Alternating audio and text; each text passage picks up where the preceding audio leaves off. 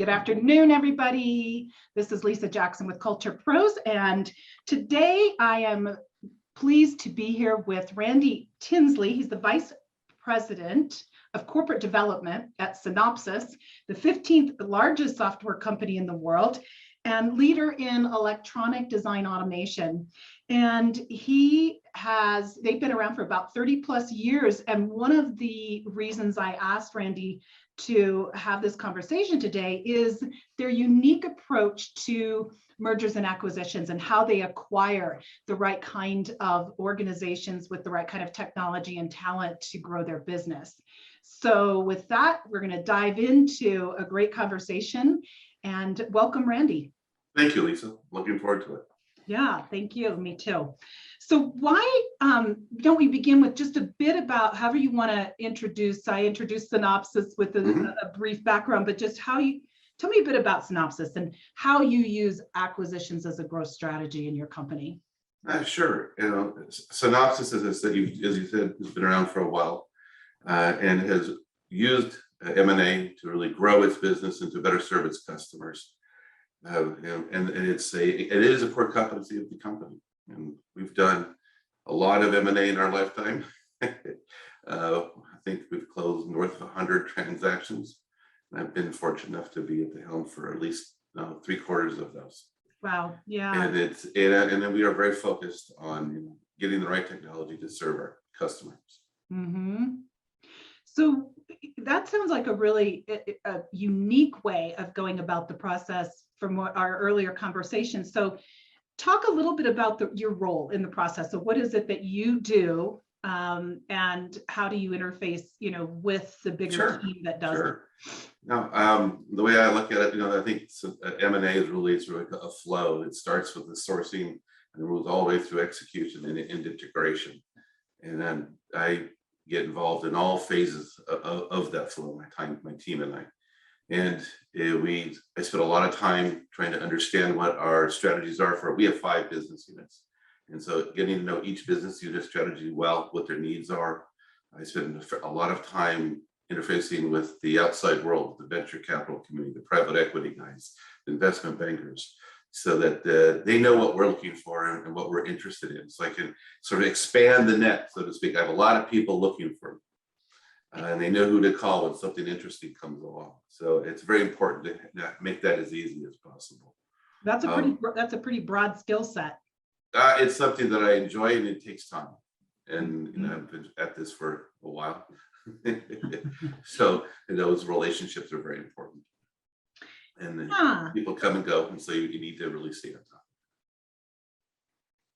Right. So and so once we've, I figure out whether there's something that might be interesting, we have a pretty well established process about how we evaluate the opportunity, how we make decisions and align, and then how we execute.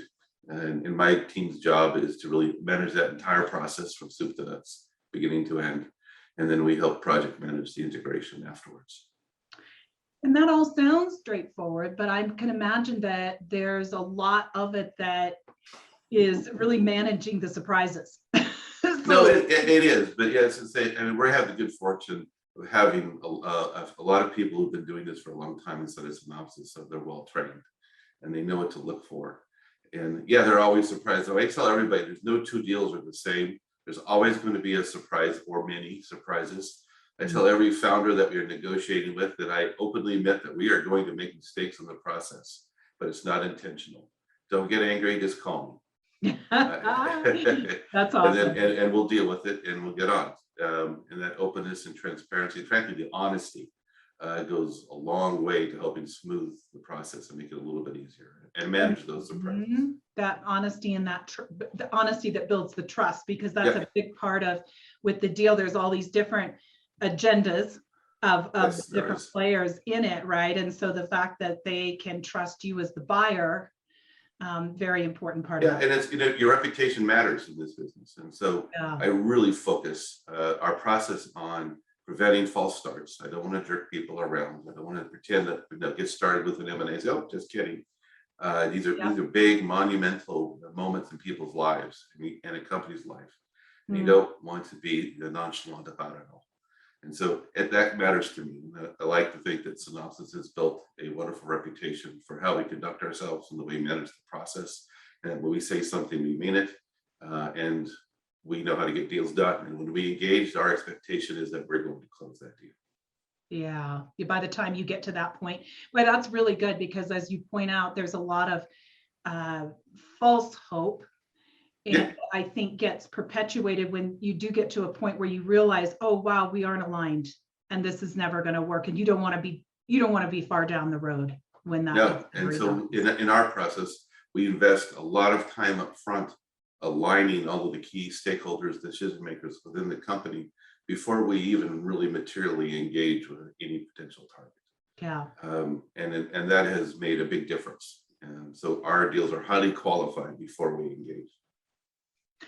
So given that of that journey and how long you've been doing it, can you share maybe what's been the most surprising learning over the years that you've been doing this? I think the surprising learning is that it's probably harder and more difficult to manage the internal processes and dynamics of getting through a transaction than it is to negotiate the external, working with the bankers, the lawyers, the accountants, even with the target companies and negotiating that. And that's a well understood process. But what's not well understood is how you do that inside, and who has to be involved in order to make it a smooth and somewhat seamless process. On the other side, on the seller side. On the inside. And so it's, making sure that the CFO is happy, or the general counsel is happy, or the head of HR is happy, or that the CIO is happy, or the CEOs are happy, which you very much want to stay focused on. Yeah. And that's just the start. And then there are any number of people who get involved in the various stages of the process who have roles, and they just want to do their jobs. And you have to make sure that they are given the opportunity to do their job. And it's surprising. That is probably more difficult to do that than it is to negotiate a deal. And is that partly because what comes to my mind when I listen to you talk about that is, and just with my own experience in the M&A journey, that a lot of that is the emotional side, which isn't as easy to quantify. It's not as easy to put on a P&L. It's it's more of the attachment or the hidden beliefs or the things that. Yeah, it is. It's personality driven, right? Yeah. And everybody is sort of a collective of their experiences, and everyone is different. Yeah. Now the good thing about it, Synopsis, is that we have a very stable executive team, and so I've gotten to know what everybody care about are. And I can navigate those waters very efficiently, but it takes time, maybe a few mistakes here and there, but over time you build that trust relationship we were talking about earlier, and you're able to navigate those waters. And I actually think that's our competitive advantage in the marketplace, that we can move extremely fast, and I'm able to negotiate and make decisions very quickly, when other potential acquirers have to go back and constantly talk to committees or other people to make what I would call the low level or mid-level decision. And at the end of the day, there's really only one piece that I have to worry about going back to, and that's price. But after that, I pretty much can just drive it. Right. And that speed and that consistency is a competitive advantage. And that has come from the conversations that you have on an ongoing, regular basis with the executive team and the CEO. So that's not just blindly let's trust Randy, right? No, you earn it, right? You earn it. Yeah. It's what it is. But you strive for that, and it matters to me, so I invest heavily in making sure that's the case. In a world where M&A, and this is something I see all the time, typically destroys a great deal of the original value based on misaligned expectations, employee attrition, et cetera. There are a lot of pitfalls. Right. And what have you done to make that whole, statistics around 70 to 90% of mergers fail? A lot of people point to misaligned expectations. Some of it's cultural. What have you done that has made this so successful? What's different about and I think there are sort of multiple things. And I think I alluded to some of that, is having highly qualified deals before we even really get started. and really driving that alignment at the beginning. When you say highly qualified, do you mean like they're ready to sell? They have something to sell? It's more that we've looked at the opportunity and understand it well before we really started the M&A process. And whether it's a fit or match. Yeah, we don't go look at 30 or 40 opportunities and pick one and just go do it, and sort of try to win by volume. Instead, we really spend the time. Most of the deals we start, we finish, because we are very much focused on making it work.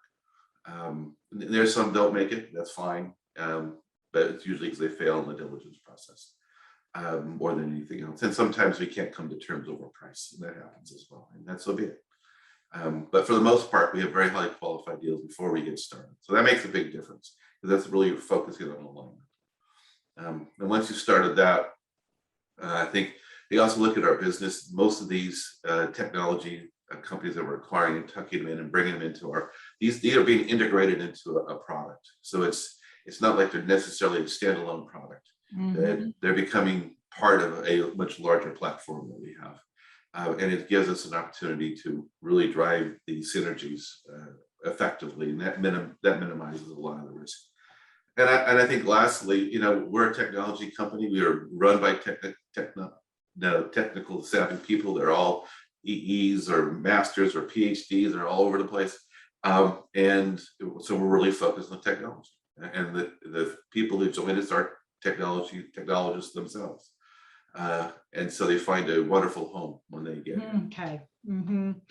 Yeah, that's interesting, because so much of the time what I've seen, and we've talked about this, is that you get this turf wars or these culture clashes, for lack of a better term, Sure. or clashes between decision making and who should be making the decision, and all these different kind of nuances that happen in the post deal after the honeymoon is over, now trying to integrate. And so it's just really interesting to listen to you talk about how we just avoid all that by hiring. Yeah, and I think the other piece of it is we spend a ton of time with the decision makers in the target company, seeking their counsel and advice and making them part of the process. Okay.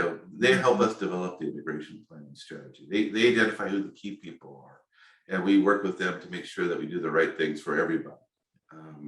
They help us, when we do leveling, whose role, where are they going to go, what grade are they going to be, how much are they going to be paid. They're involved in all that. At the end of the day, we have to do what's right for Synopsis, of course, but we make sure that they're part of the process. And if you're part of the process, you feel much better about the outcome. Amen. Absolutely. That's one of the core principles in my work as well. It's a fingerprints thing, right? It's like my fingerprints are on it, I'm going to own it more. Yeah, exactly. And most of these founders, once they get past the price, they care about the people. And so you focus that time on the people. Yeah, that makes a lot of sense. So based on your experience, are there any tips that you would offer to HR leaders in particular on that upfront piece to ensure they're retaining the best talent, right, that they need Sure. in a merger or acquisition? So at the first, HR folks need to get involved early and often in the process. They can't be brought in at the end. Yeah. And they play in our process their key role, the diligence process particularly. And I have a very close relationship with one of the VPs of HR, and her role is to be my go-to person for M&A and one-stop shop. And they go to her, she knows exactly how to do it, what needs to happen. And she's brought in early. She knows what our deal pipeline looks like. She knows what's coming. We have monthly one-on-ones to talk about what next deal is going to look like, what are some key care abouts. So tremendous awareness, first of all, is important. Mm-hmm. And at the end of the day, I always think HR is not responsible for retention. Right. The business units are responsible for it. The operators are responsible. HR just needs to give them the tools and figure out what's appropriate for the situation, be it financial tools, or be it job satisfaction tools, or if it's a mentoring program, or whatever it takes in order for retention. The HR folks just need to have that toolbox available and work with the leaders in order to implement. I think there are a lot of HR people standing up in their chairs and cheering right now. Hearing that. I have built M&A teams over the years, and I've often tried to pick someone out of HR to help be part of my team to help focus on the integration back end, but also to learn the whole deal process. Inevitably, the HR folks know where all the skeletons are buried. They know where all the intricacies of how the company actually works, and I want them involved. I want that knowledge. I want that to help make the deal successful. Yeah, boy, that's so true. Any no-nos or lessons from failure that you've drawn from the year? I'll tell you, trust your gut. Yeah. And if we've had some challenges in deals that haven't worked, it's amazing. I had the conversation with some of the folks about why it wasn't going to work, and lo and behold, it didn't for those reasons. And you think, well, we can overcome. I don't know. If there's a no in here, if you know it here, it's real, and don't try to judge it away. You can try to deal with it up front, and maybe that's the best way to deal with it. But trust your gut. I'm sorry, I was just going to say that brings up the question though. How do you explain that to people, right? Yeah, well, my gut tells me this isn't going anywhere. Yeah. Well, where I'm thinking, we had one of these where, and I had this conversation with the woman in head of HR, and we both agreed that, the people that are required, that they just don't make decisions the way we do. Their motivations are different, and they're not going to be around. And we told that to the business leaders. Said, no, but we can make it work. Well, guess what? They're not around. They left. Yeah. And some left money on the table. Others took it. It doesn't really matter at the end of the day. People will walk away if they're not happy. Mm-hmm. And so that to me is a big one. Is trust your gut. Get involved early. And the other one is, you've probably seen this, is take your pain quickly at the beginning and move on. Yeah. And don't drag it out. Don't wait a year to integrate. Don't put it off. And it's just going to be more painful. And you've lost credibility along the way. And great people. I see that all the time. Make that hard decision before you close, and communicate and get it done. And the other one is be incredibly transparent and honest about it. And if you don't know something, tell them you don't know. And say, we're going to figure it out. Well, in 60 days, we'll be back and we'll figure it out. But today, I don't know. Trying to cover it up bites you in the backside every time. And so how do you, this is more of a rhetorical question that I'm posing, because this isn't how you do deals at Synopsis, but how do you handle the situation 1 to 2 years down the road when those turf wars are just exploding and fires all over the place? And I think that's one of the things that I see. That's where I'm mostly brought in, is that they haven't done what you just described. Now they're at either a crisis point, or the butting of the heads has just gotten to a point where good people are quitting. And so I could also say, I'm sure we've had certain instances. Nothing's perfect, of course, but for the most part, we've avoided most of that because of the approach. And the openness and the quickness with which we do these sort of things. And so we may have challenges down the line where maybe our vision about what the product can do, where it can go, was wrong, and then we've adapted and dealt with it, of course. But the kind of things that you're talking about, fortunately, we've not had to deal with very often. Yeah, I wish I could pull in the ounce of prevention worth a pound of cure lesson to everybody that has ever been so stressed about this. Looked really good. It looked like a perfect fit. It looked great from the beginning. And then, a year or two later, it's a mess. And I put, I talked about this merger playbook I did for this reason. I'm giving it away for free, because it's like, to do these things, and then then you'll have the chance of it not having to. I had the good fortune of stepping into a company where M&A had started already. And it had, stubbed its toes a few times at Synopsis before I got there, but we really hadn't scaled it up. And that it was a casual deal here or there, but that's enough for people to appreciate. Okay, there's some things we have to get right. I can point out the lessons that we've learned back then and keep them going over the last 17, 18 years. But it's like, if you're new and your organization hasn't done it before, you're going to stub your toes. And I just learned from it, and grow from it and do it better the next time. Yeah. So the last question I have for you is related to this. What has changed over the years, specifically that maybe especially related to the culture, people's expectations about culture and the deals and all of that? Have you noticed anything or trends in? What I've seen, and COVID's even picked it up more, is mobility. Okay. And the expectation that people come in for 18 months, 2 years, move on to the next job. This happens all the time. And so how do you fight that? You invest time, energy to, build these relationships, get these people on board, train them up. Once they start knowing how to do things, then they move on. It's like, what the heck? That's just and it's not because there's anything wrong with the company. It's just sort of the culture of what people do. And Synopsis has pretty low attrition. People come and they really like working there. And that's the answer, by the way. Yeah. Is creating the right environment, creating meaningful jobs, spending the time to understand the individual and what their motivations are, and giving them a role where they're satisfied. And you're going to minimize that dynamic. You're not going to eliminate it. And you'll be better off for investing the time. And we tend to invest that time. And I think you pointed to this, but I think I want to just call out that the big thing I think that goes with that is opportunities for development into new and different skill sets, new and different roles. Not everyone's cut out for management, so it doesn't always look like the ladder, but just to the opportunity to grow and have new challenges. I think that's what keeps people, as long as the environment's not toxic. No, exactly. Make the job rewarding. And that's why I tell the GMs who they want to tie up people financially forever as retention. Not going to work, and you might keep them for 18 months, whatever, but they're going to move on. And at some point they'll have enough money and they'll move on. And we wouldn't even accomplish nothing.